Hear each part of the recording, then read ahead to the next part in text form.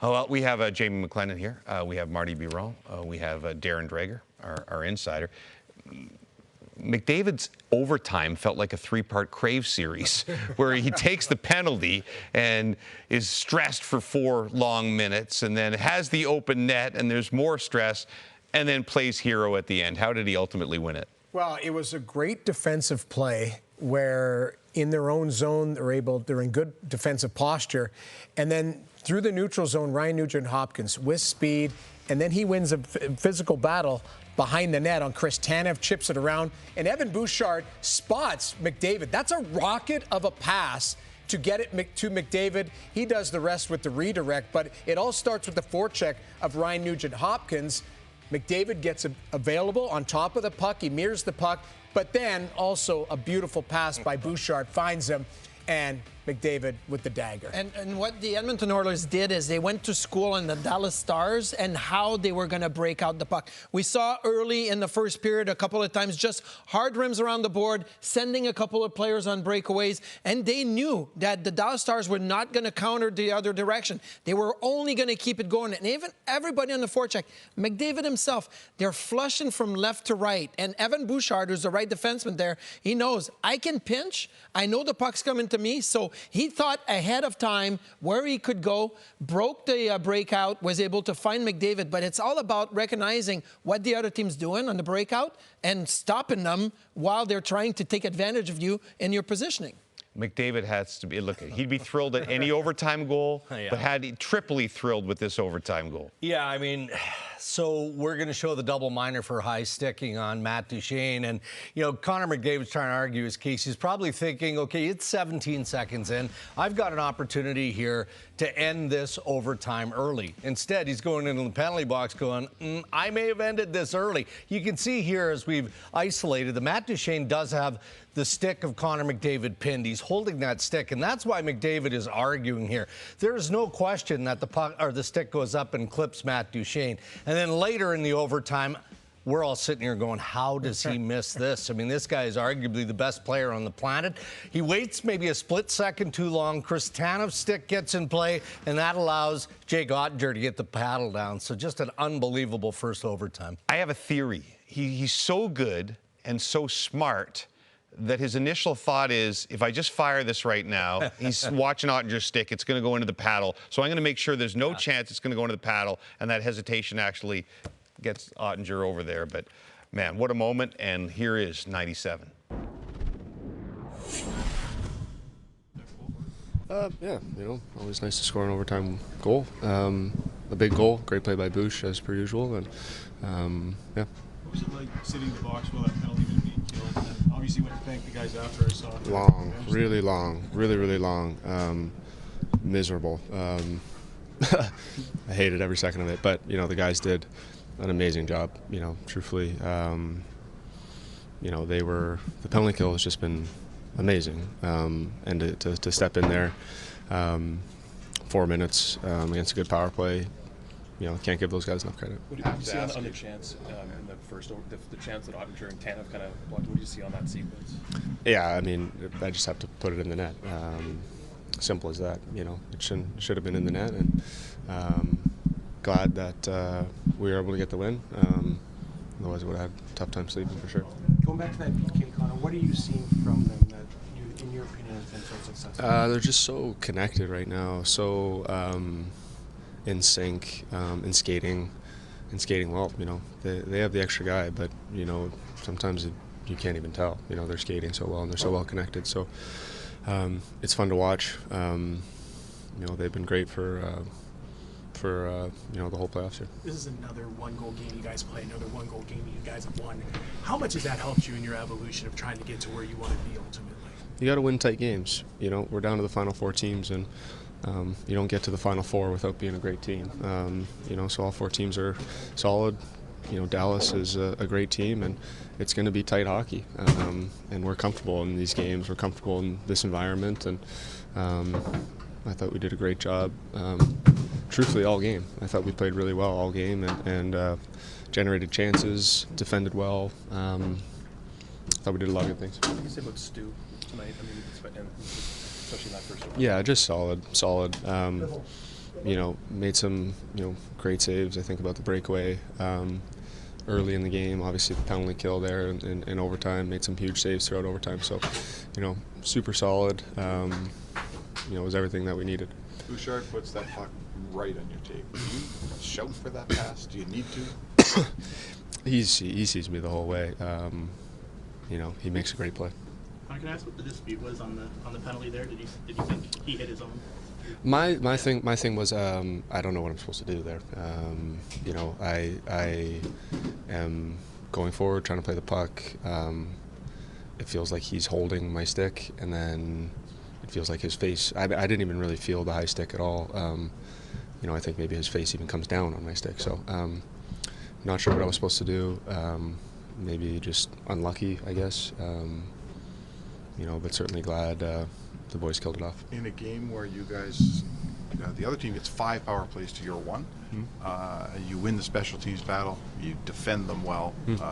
You know, you guys win games a lot of different ways, but this was a kind of a new way, and a good way to win a playoff game. A new way, yeah. Well, we can score goals 5 on 5.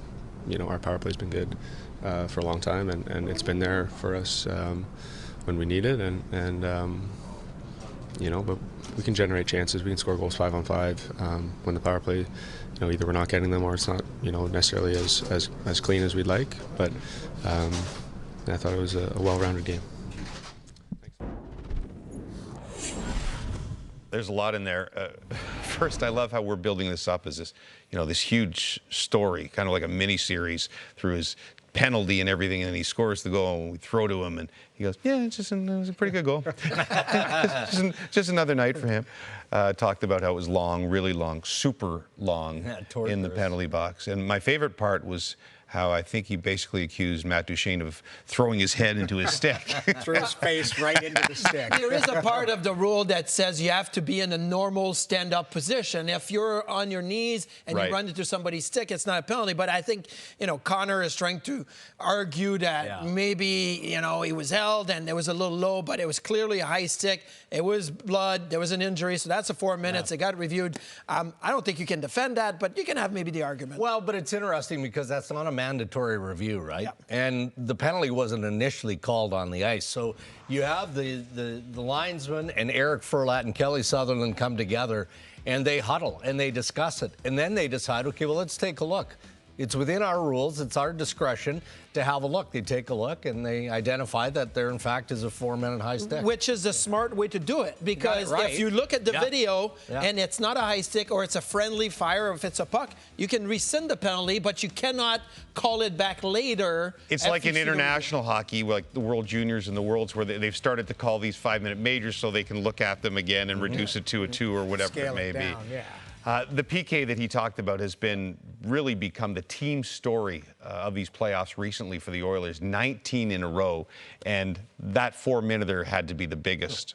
Well, it was the biggest, obviously. The Edmonton Oilers' penalty kill in the playoffs has been fantastic. They've killed 37 of 40. That's 92.5%. In the regular season, they were 15th at 79.5%. So you look at a massive jump on the penalty kill in the playoffs. But more importantly, you know, a couple of really big penalty kills in the first period. There was 2 high-danger chances in front of Stuart Skinner. The Edmonton Oilers did a fantastic job on the penalty kill to defend right around the crease, right in front of Stuart Skinner, gave the Dallas Stars a lot of chances and shots on the perimeter, but even they had to kill 10 minutes of penalties, basically. They gave up 8 shots. So it's less than a shot a minute. That is a very solid effort, and they trusted Skinner. He made 2 huge saves early in the game, one on the Donov breakaway. There was another bend chance on the power play. So you trust your goalie. You can play a lot better in front of him in that way. Well, your best penalty killer has to be your goaltender. You just talked about Skinner making a couple good saves, but he also got a little bit of luck. You know, he hits a post. Robertson hits a post. One hits the inside of his left pad and goes out. But he was in good position, and that's why he played so well tonight. I thought he looked very calm, but your best penalty killer has to be your goaltender. He was tonight. Let's hear more reaction from the Oilers' victory in Game 1. Here's Matias Ekholm. Yeah, I mean, throughout the playoffs, we've had a good rhythm on it. I feel like it's one of those things where you build momentum, you build confidence on the unit. It's almost like we have some deep pairings and some forward pairings now that have done it and done it with success and has confidence on it. With that said, they had one in the post, so I mean it's not always going to work out the way you want. But I thought the Kill did a heck of a job tonight and obviously killed off five penalties, I think it was. What can you say about Connor's rising to the occasion again, especially after he takes that 4-minute penalty? Yeah, I mean, we're not surprised in here. He's the best in the world. So to see him get that one, he worked so hard, and he had a good look in the first overtime too to get it done. But by my experience of being here, he doesn't get denied twice, and so again the case was tonight. So. Didn't really matter who got it tonight, but obviously the important one was somebody got it, and it was Connor, and I'm not shocked that it was him. When you start a series against a new team, there's some feeling out, and you kind of, when no one's quite sure how the teams will match up. What did you think overall your game against Dallas' game? What were your thoughts on the match? Well, they're obviously a really good team. They've shown it throughout the whole regular season. In the playoffs, they've knocked out two really quality opponents, but so have we, and I thought we matched up good. I thought we played really well. I thought that at times they had the upper hand. At times we had the upper hand, and then that's the way it's supposed to be in the playoffs. So we know they're a good team. We know it's going to be a grind against them. They're really good defensively, obviously, and but again, I liked the way we played. I thought we had our looks. I thought 3 minutes to go, we're up. So I really enjoyed the way we played this game one. But again, it's one win. It doesn't really matter in the long run. We got to be ready to go game two. And now Oilers head coach Chris Knoblauch. Chris, if you can, maybe just give us a thought on Stuart Skinner's night, right from kind of the first couple minutes there all the way through. I thought Stu was solid. I thought he made some key saves throughout the night. He looked confident. I thought his puck play was really good. And then a couple of saves he made. The one in overtime on the penalty kill with the blocker kind of reminded me of the one he made in penalty kill 5-on-3 against Vancouver. Just out of nowhere, throws that blocker out. And then the game. Tying goal in late in the third period, off our skate to the back door. He's got no opportunity on that. But, yeah, I think he gets very high grades for his game tonight. We'll go fourth row center, Ryan. Chris, with a performance like tonight, how do you evaluate sort of the comfort and maturity of this team where you go up, they tie it, you go to double overtime, you go through the Connor penalty, you win, you watch Connor score the game-winning goal. How do you describe what it's like to see them do this, knowing that this is another one-goal game that you guys have played and another one-goal game you've won? We've talked about this through the season, about how mature and responsible they are, how they handle adversity no matter what happens, whether it's a bad call by the official, a bad break, bad play, whatever it is. We just move on and get ready for the next shift. And, that can be pretty tough. I thought we played a heck of a third period. I didn't think we gave up very much. And, a little bit of a break. They earned it. They worked for it. A little bit of a break off our skate for the led to the goal. Those can be hard for a team. Those can be hard to regroup.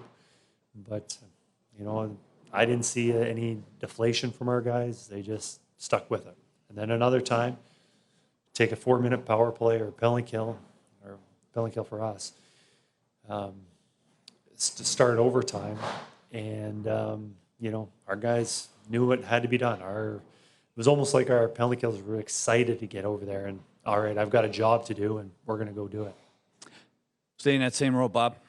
I just want to circle back to you giving defined roles. You got this power play, maybe the best we've seen in 30 years. 5 straight years, 25+%. But focusing in and giving defined roles to the forwards. 3 penalty. I think it's 19-19 over the last 5 games. Just a thought on why are they so successful? A little bit of luck, obviously, puck luck, but why are they so successful, Chris? Well, there's a lot of confidence. That's the important thing. Confidence and guys working together. You look at that first penalty kill, and there's some loose pucks, and the compete and the energy to get those loose pucks. were pretty good. But then the plays that they made, those short passes, those short shares that they made to get the puck down the ice, and there was 3 in that first penalty kill I thought were superb. And when things are going well and you have the confidence, it just rolls. Things go well. And, thinking back to regular season, right after the All-Star break, we had that break, and penalty kill wasn't good. We were just a step behind. And I don't know, just right now there's a lot of confidence, and everyone knows how important it is, and they're doing a heck of a job. Third row on the left, Daniel. Chris, I'll continue on that same vein. I mean, your first 3 kills were tremendous. I think they had 3 shots on net on those kills, maybe 4. The last one, double minor in overtime with the game on the line, was a little hairier. Were you holding your breath? How much confidence did you have that in 4 minutes being killed off there? Yes, I was holding my breath for more than the penalty kill. No, certainly not. They adjusted their power play. They had some different looks, and we'll have to be prepared for seeing that next game and possibly some other things. They've got good players. They've got good, skilled guys who are going to get their opportunities. And when we did have a little bit of breakdown, Stu made some saves. The goalposts helped us, obviously. But, best thing is, not to take those penalties. Stay in the same row, Josh. What do you think when you see Connor with the game on his stick in the first overtime and Ottinger at his mercy? Well, if we didn't pull that game out, I'm sure Connor would have. I'm not sure if he would have slept tonight. Between the, I know he was obviously nervous with the sitting in the penalty box for 4 minutes, and having that glorious opportunity in the overtime. It's only fitting that he was the hero to get that goal. And I thought he had a really strong night tonight, and hats off to their goaltender for making that save. Second row left, Mark. Chris, this is historically a team that scores. You got the best, power play going usually, but you're winning games consistently now by 1 goal. You're winning consistently 3-2. You're winning on a PK. You're winning on defensive play. Is this sort of big picture a place that this organization needs to get to finally get where they're trying to go? We've talked about success in the playoffs. Teams that have success in the playoffs are good defending teams that can check and play responsible. And, there'll be nights where in the playoffs that we can score goals, but to win consistently, we've got to be able to defend. That's our biggest